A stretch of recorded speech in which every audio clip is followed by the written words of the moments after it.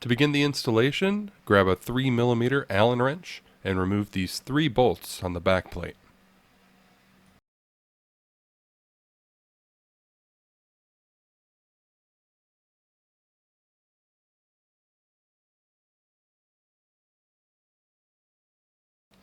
Next, you will want to use a standard Phillips head screwdriver, and you're going to remove these 8 screws on the back plate. That's 4 on each side.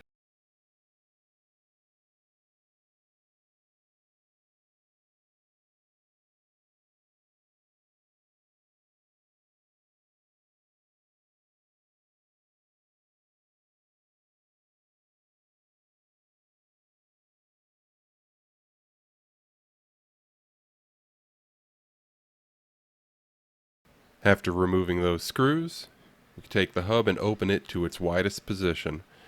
Here we will wiggle it free and reveal 2 tiny screws removed with a small Phillips head screwdriver.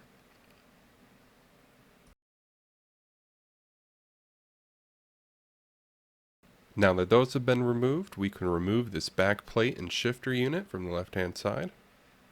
We'll set that aside for a moment. We'll take the cog off here. We've got to make sure not to lose it. It is an important piece. And then you can take off the right-hand side unit as well.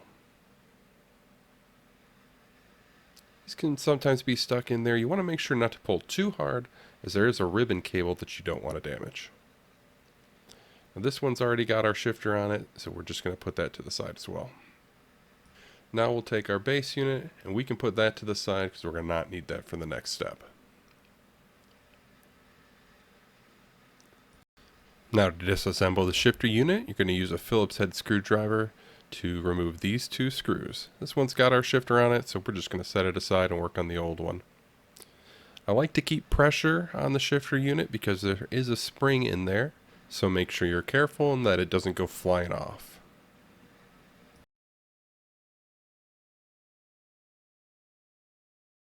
Now when you lift this top part off, be careful as there is a little plunger here, and that is important to keep.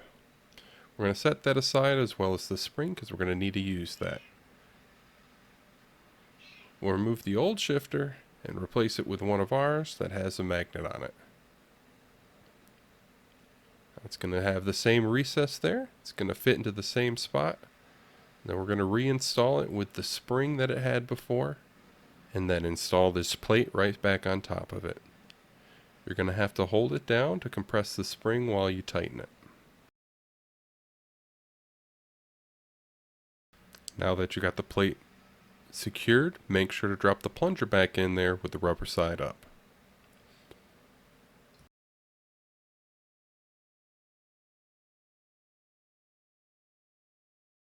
Now we have the rest of the hub here.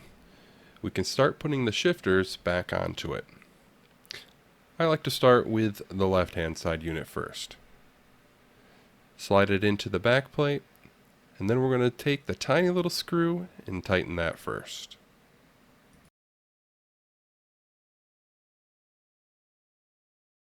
With the first screw secured, you can install the right-hand side. It goes in the same way, and we'll get that tiny screw again.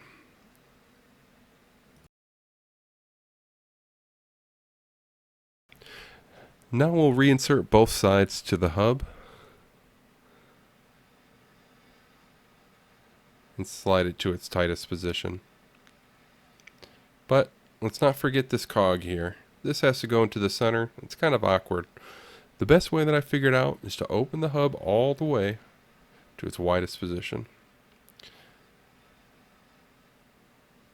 Then you're going to take this tiny little cog and roll it into the center.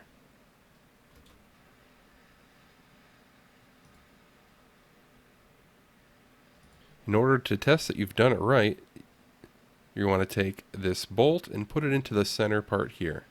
You don't have to tighten it much, just enough to secure it so the cog won't move. Now to test to make sure we've got it right, we've got to close the unit. Now you can see we have this gap here, and that's just not going to do. So you got to open it all the way back up and loosen this screw again. We're going to have to reinsert the cog, this time in the correct teeth. What must have happened is it must not have been opened all the way when I adjusted it.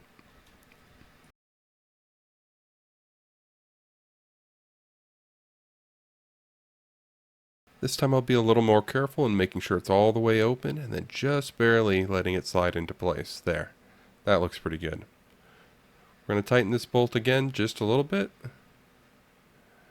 And then we'll close it to see if we got it right. Perfect this time. Now we're going to take the remaining 2 bolts and we can tighten all 3 of these down.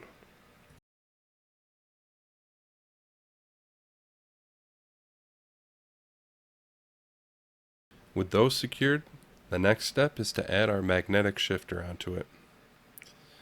First we're going to attach it to that magnet, bend the shifter down, and then rock it back into place. It should snap in securely. Then we'll use these 2 1.25" long screws to secure the magnetic shifter.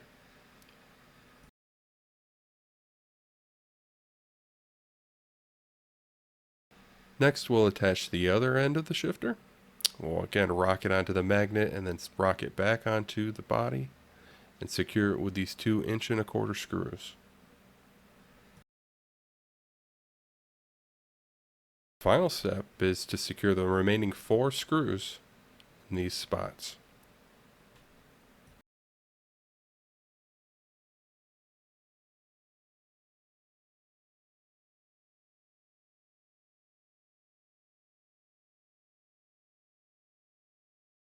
Now that you've finished securing those screws, you're all set, and you can enjoy the crisp, tactile feedback of these extra strong rare earth magnets.